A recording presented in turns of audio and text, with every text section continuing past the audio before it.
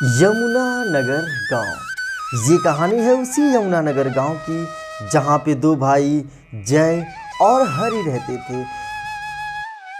हरि काफ़ी मेहनती और बहुत दयालु भी था। वहीं पे जय भगवान के प्रति आस्था में बहुत मन लगाया करता था। वह किसी भी कार्य को करने से पहले भगवान के मंदिर जाता और भगवान से बिना पूछे किसी भी कार्य को नहीं किया करता था। एक बार की बात है, जय अपने भाई हरि के पास जाता है और कहता है, देखो भाई, तुम्हें तो पता है कि अब हम लोगों की सारी जिम्मेदारियां बढ़ गई हैं। अब हम लोगों को कोई काम धाम कर लेना चाहिए जिससे कि हम लोगों का जीवन यापन हो सके।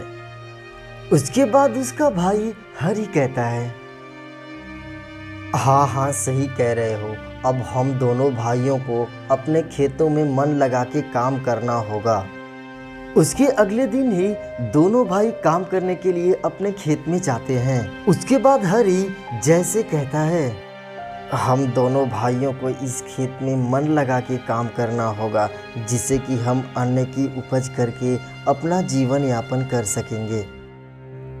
उसके बाद जय हरि से कहता है, भाई तब तक तुम खेतों में काम करो, मैं मंदिर जाता हूँ और भगवान से प्रार्थना करके आता हूँ।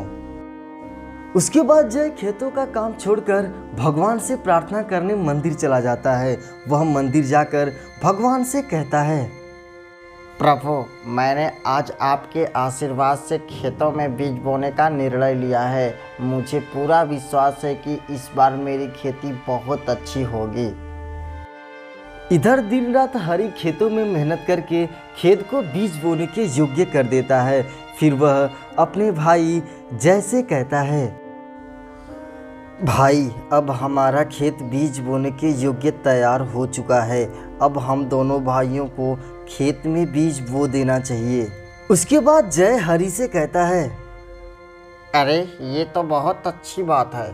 चलो भाई, तुम खेतों में बीज बोवो, तब तक मैं भगवान से बता के आता हूँ कि आपके आशीर्वाद से हमारा काम बहुत अच्छा हो रहा है। इधर हरि खेतों में दिन रात मन लगा के मेहनत किया और उसकी फसल बहुत अच्छी रंग लाती है। काफी समय बीत जाता है और इधर खेतों में फसल पक के तैयार हो जाती है। अब उसे काटने का समय आता है। फसल को काटने के लिए हरि जय के पास जाता है और कहता है, अरे भाई, तुम्हें पता है कि खेतों में फसल पक के तैयार हो गई है। अब हमें उसे काट के अपने हिस्सों की बंटवारा कर लेना चाहिए। उसके बाद जय हरि से कहता है, अरे वाह, ये तो बहुत अच्छी बात है। भाई तुम फसल की कटाई करो, तब तक मैं भगवान को मंदिर में बता के आता हूँ कि हमारी फसल आपके आशीर्वाद से पक के तैयार हो गई है। ये बात बताने जय भगवान को मंदिर चला जाता है और इधर हरि मेहनत करके फसल को काट के हिस्सों की बंटवारा करने लगता है। हरि अपने पास 4 बोरी अनाज रख लेता है और जय को सिर्फ 2 बोरी देता है। ये सब देखकर जय कहता है, अरे भाई, हिस्से की बंटवारा बराबर से करो, क्योंकि मेहनत के हिसाब से हम लोगों के हिस्से बराबर से नहीं हो रहे हैं। उसके बाद हरि जय से कहता है, अरे भाई, जैसे कि तुमको पता है कि दिन रात खेतों में मेहनत मैंने किया, इसलिए फसल की बंटवारे का ज़्यादा हिस्सा मुझे मिलना चाहिए। उसके बाद जय हरि से कहता है, देखो भाई, फसल की अच्छी पैदावार के लिए मैंने भगवान की दिन रात पूजा की है, इसलिए बंटवारे का ज़्यादातर हिस्सा मुझे मिलना चाहिए। हरि और जय के झगड़े ज़्यादा देर तक चलते हैं, इसलिए झगड़े को सुलझाने के लिए वो दोनों गांव के सरपंच के पास जाते हैं और वह कहता है, देखो भाई, हम तुम दोनों की समस्या को समझ सकते हैं, इसलिए हम तुम दोनों भाइयों की एक एक बोरे में कुछ कंकड़ मिला दे रहे हैं।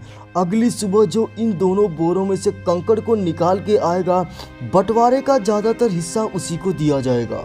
उसके बाद दोनों भाई वापस अपने घर चले जाते हैं। घर पहुंचकर भगवान के सामने जय बोरे को रख देता है और कहता है, प्रभु, मेरा आप पे पूरा विश्वास है कि आप मेरे इस बोरे में से सारे कंकड़ निकाल देंगे। मुझे आप पे पूरा विश्वास है। और इधर हरि पूरी रात मेहनत करके अपने बोरे में से कंकड़ निकालने लगता है। फिर उसके अगली सुबह वापस दोनों भाई उस सरपंच के घर जाते हैं। सरपंच दोनों भाई का एक एक करके बोरे का मुंह खोलता है और उसमें देखता है कि हरी ने अपने बोरे में से सारे कंकड़ को अलग कर दिया था। उसके बाद जय के बोरे में कंकड़ जैसे के तैसे ही था। उस कंकड़ को देखकर सरपंच कहता है, देखो भाई, भगवान उसी की सुनते हैं जो कर्म करता है और भगवान का नाम लेता है। ये सब बात सुनकर जय के समझ में आ जाता है। उसके बाद भगवान के नाम लेने के साथ साथ कर्म भी करने लगता है।